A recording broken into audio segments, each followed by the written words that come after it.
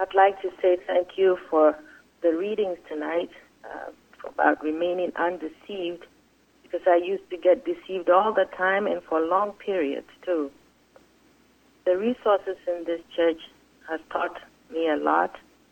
In Eustace's book, on page 252, he says that no case can be correctly handled until it is seen as pure hypnotic suggestion.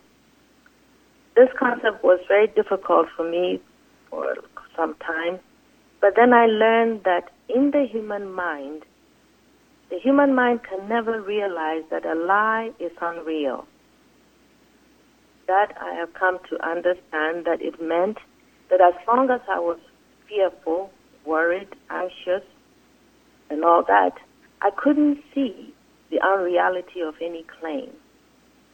In other words, I was accepting the material picture and often entertaining thoughts of resentment, revenge, anger, irritation.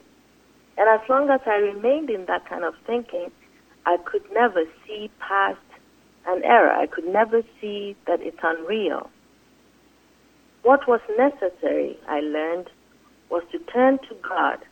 And I found myself, I would just pray, Father, help me to see the unreality of what seems to be happening. And with that, I also started to think rightly, to uplift my thinking. Instead of the negative, I would dwell on thoughts of kindness, compassion, tenderness, honesty, sincerity, forgiveness. And I found that that kind of thinking really brought my thoughts in line with God.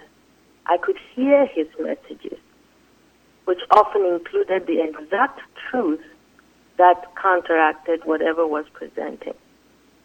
I'm very grateful for this because I used to stay tortured, just exhausted, trying with declarations that really didn't get to anything because I was still in the human mind.